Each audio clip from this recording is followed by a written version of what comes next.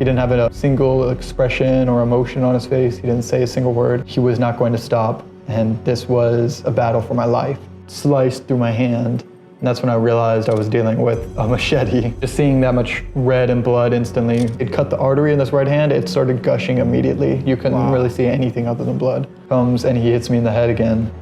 At this point, I'm convinced I'm going to die. So I'm here with Seth. Seth, tell me your name, age, where you're from.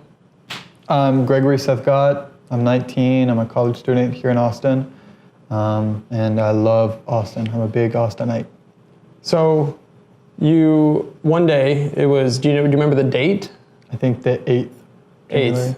January 8th, 2024. What was that day like? You felt like it was a good day, you woke up? I actually pulled an all-nighter that night. I couldn't sleep. I was up all night. I didn't want to sleep through the day, so I decided to get outside to get my energy moving so I wouldn't, fall asleep or be lazy all day. So I decided to come downtown to Auditorium Shores and have a nice walk in the morning with the sun on my face next to the water with a view of all of the city. And things got a little unlucky. So, you woke up, you felt like a great day was already coming together before the day had kind of really started. Yeah, I was pretty excited. I was going to go do a lot. I was going to go to this really cool coffee shop that a friend showed me, get some coffee, read a really cool book that I just bought, get all my work done. I was going to have a nice, chill day, just getting everything done that I wanted to do. I was going to go to Barnes & Noble after, get some new books.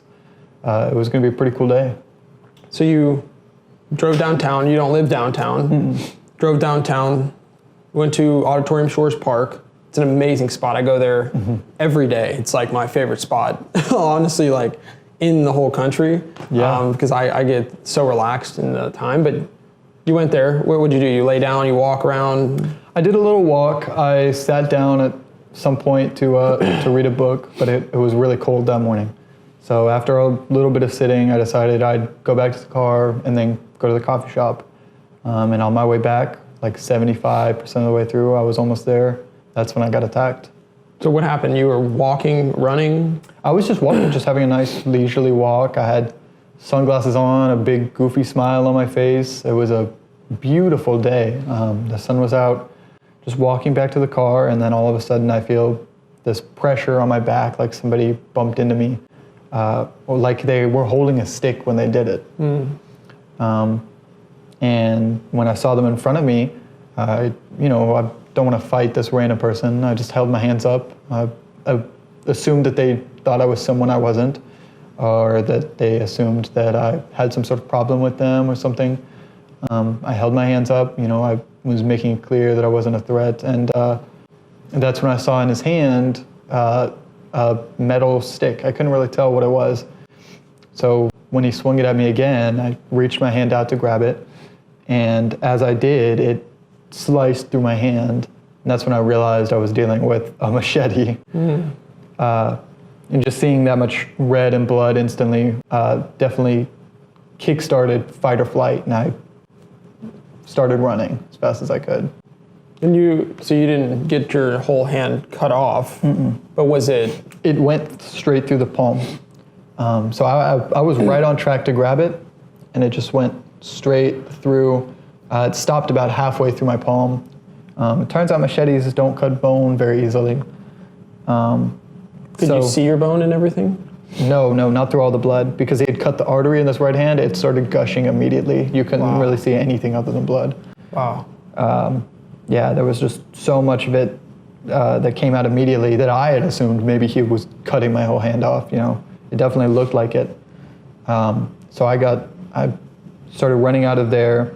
And when I was running, that's when I realized that when he hit me in the back, he had sliced down my back. I felt it as I was running, and I tripped, fell like in a horror movie. I slid on the gravel and turned back to see him approaching me. And all I could do was plead with him to stop before he got to me. But he didn't seem fazed. He didn't have a single expression or emotion on his face. He didn't say a single word. He didn't yell. He didn't seem angry. just completely blank-faced, as if he was sitting and watching the birds. So at that point, you've got a lot of blood coming out.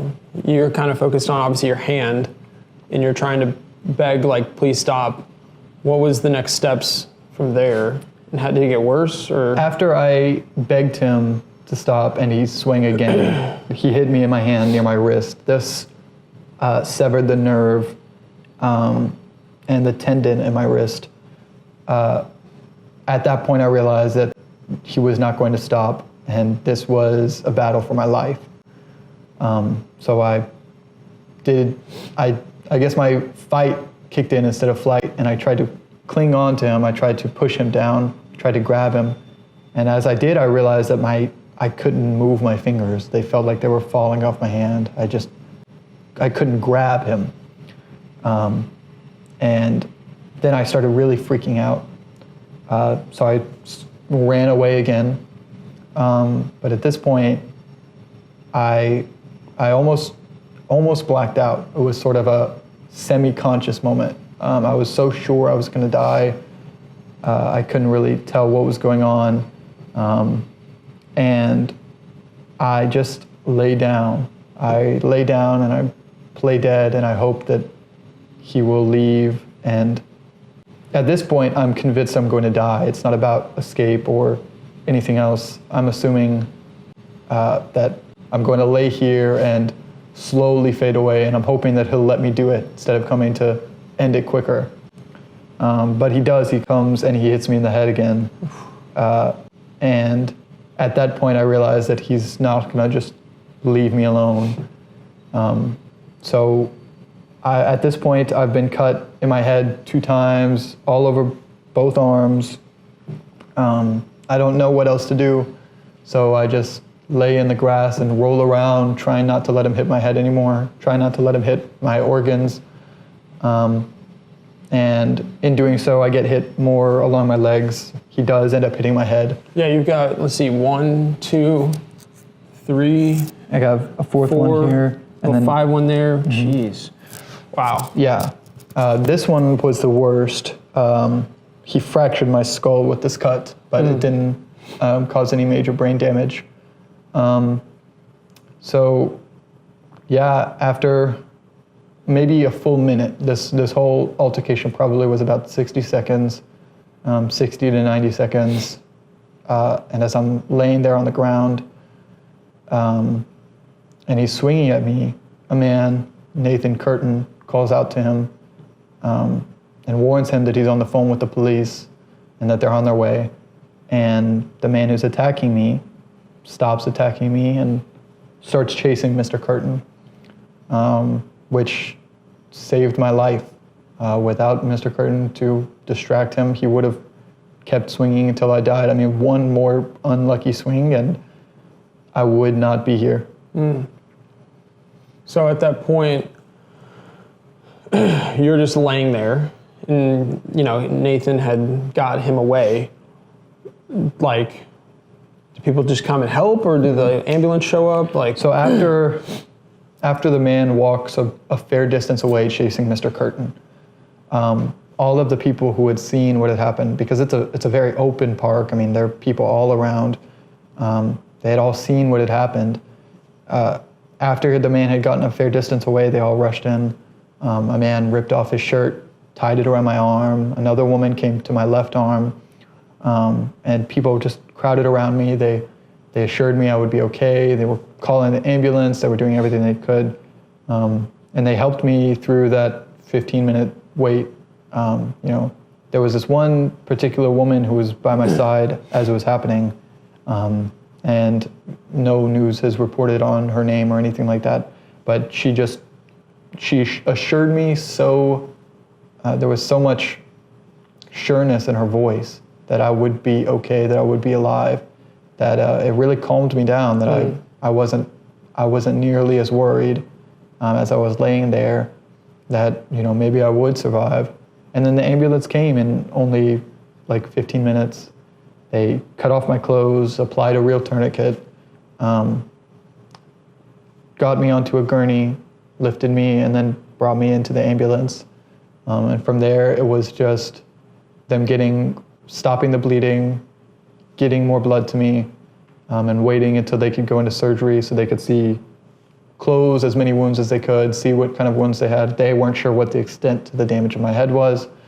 They had to put together a surgery team. So I was sitting there maybe for a couple hours, just on the hospital bed, tourniquet around my arm, getting pain meds every now and then. And I had no idea what to expect. After getting hit that many times in the head, I was pretty confident that I was either going to die or at least have some serious brain damage if I got out of this. I was sure I was never going to be able to use my hands again, maybe never walk again. I had no idea what was going to happen. But the nurses at the hospital were so fantastic and amazing. They grabbed my phone for me and played music that I'd requested. They talked to me all throughout the whole process because I wanted to keep talking instead of sit and just worry. And they obliged me. They talked to me through the whole process, and I'm so thankful for all the people who helped me, for the nurses, all of it. That's awesome. I mean, were you at that point when you got into the ambulance, were you thinking like, who was that? Why did they do that? Why me? What's gonna happen? Were you confused? Were you scared? I wasn't. When I was on the ground pleading for him to stop, I asked him, what did I do? Why are you doing this? And he just looked at me and then continued swinging. I was pretty sure that, there wasn't a reason, that this was a tale that's been told before, unfortunately, of a person who has such dire circumstances, who has poor mental health, who has gone in some kind of break, that maybe has used drugs to some certain extent, that has lost their sanity, that decides to attack a random person for absolutely no reason. I didn't particularly care about the man or what happened to him or anything, as long as he wasn't, attacking anybody else. At that point, it was a done deal. Yeah. So now, so he's caught, but now that you're trying to operate and do simple functionality in a day, how has it hurt you, changed you, helped you? I would say it's brought me appreciation. Okay. All of the little things that you do your hands for, and just the general beauty of life. Like I said when we were at the park, that how beautiful that scene was, laying there thinking that this will be the last time I ever get to see it. And then getting to come back and see it again just fills you with so much gratitude to be able to explore the beauty, the boundless beauty of the world. And all of the little things that you do with your hands, with your legs, with your mouth, that when I was hospitalized and intubated that I couldn't do, not being able to speak, not being able to move, all of those things you take for granted. And you never think, oh, I'll be the one who has to go through 3 surgeries, or, I should prepare myself for the day that I can't use my hand, right? You see these stories on the news and you think, that really sucks for that person, but that would never happen to me. And thank God it would never happen to me. But it does. It did. And it just brings me so much gratitude for all of the things that went right. If I hadn't been wearing a thick leather jacket when he sliced my back, he would have gone into my spine. If those people hadn't been there to distract him, to get him off me, if they hadn't applied that tourniquet, if he had sliced even just a little bit to the left and cut my nerve here, I wouldn't ever be able to use this hand again. If any of these cuts on my skull had done more damage, if this fracture had just been a little bit deeper, there were so many little blessings that I have so much gratitude for. It's impossible to express. Yeah. It's a lot of times, we hear the whole be grateful, and we're like, oh man, I don't know what I'm grateful for today. And then it's like, nah, I can't really say I'm grateful to be able to use my hand. It doesn't make sense. Makes sense now. It totally does. So, how do you think, how do you think this is going to affect your life in a positive way? Don't know, negative way? How do you think? It's already been such a positive thing for me. I mean, the experience itself was obviously horrifying, but even the minutes after the attack, as so many people rushed to my side to save me, it's just shown me a different side of people, how loving and caring a random stranger can be towards me. How many people have donated, have come to my side, have sent me gifts, have come to visit me in the hospital, people who I barely know or don't know at all. It's shown me so much love and beauty that you take for granted in your normal life. You don't see all of that through the noise, but there's so much to be grateful for and so much to appreciate that I will never ever look at life the same again. I'll never look at walking through a park the same again. That day I was appreciating how beautiful it was, but I wasn't really grateful. I wasn't really thinking, one day I won't be able to walk through a park like this. And when you think that you never will again, the park becomes so beautiful. The field, just the blades of grass, each individual one becomes so beautiful and complex and divine, and it's just sacred. It's amazing. You have to go through hell to get to heaven. Exactly. And I'm sure it's gonna, positively affect your life. But for people that are maybe watching this and they've experienced, trauma of any kind, okay, whether it's they're physically abused or they got diagnosed with something or their heart was broken, what's kind of your message to people that have gone through something, anything, which probably everybody in some way. Right. So I don't think they need me to tell them. I think they're all here because they survived that trauma, because they are strong and have an inherent worth and value, and they know, at least subconsciously, all of that. And they know that they deserve to survive, that everything happens for a reason, and that there is beauty in everything. And to those people who have experienced things that nobody else has, things that nobody should ever have to, especially things that are preventable, I think we have a responsibility to do whatever we can to prevent those things from happening to other people, to speak out, to have our voices heard, so that this doesn't happen to another boy in the park. They won't be so lucky as me. I've been so lucky to be able to survive. So I think I need to pay back that gratitude by doing everything I can to prevent this from happening to someone who won't be as lucky as me. Yeah. Again, it may come around for a positive way, one day, whether it's you starting something, a business or a nonprofit, or I don't know, you become a spokesman of it. It already has for me. Yeah. For me, I would describe this as a positive experience. It's a tragedy what happened that day, but everything that's happened since has been nothing but positive.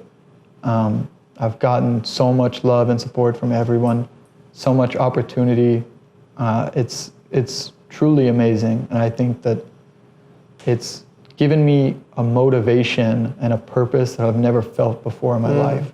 I've never felt like someone who has something that I need to say, someone who has something that I need to do, to give to people, to prevent something, to change something. For me, it has already absolutely been a positive experience. That's so cool, man. That's so cool. Now, who's been helping you in this? Everyone. I haven't spoken to a single person since this experience who has not bended it over backwards to help me. Especially family, of course, but even coworkers, people I met in school, people who are friends of friends, cousins of cousins, people who I don't know have shown me so much love and support. But absolutely, especially my family, and Miss Kim, who I'm talking about when I say my family, the people who have taken me in and taken care of me, and my actual family. When it happened, my mom flew across the states to be here. my grandmother, my sisters, my father, so many people came here to visit me, even people I don't even really know, came to give me so much love and support that I couldn't even choose. But I think if there was one person who I'm grateful to the most, it would have to be Mr. Curtin, because he, I would, in the other circumstances, I might have died if somebody hadn't done something. But if Mr. Curtin hadn't stepped in like he did, I would have died right there. So, how do you express gratitude towards that? Yeah. I think the gratitude has to be bigger than me and bigger than him.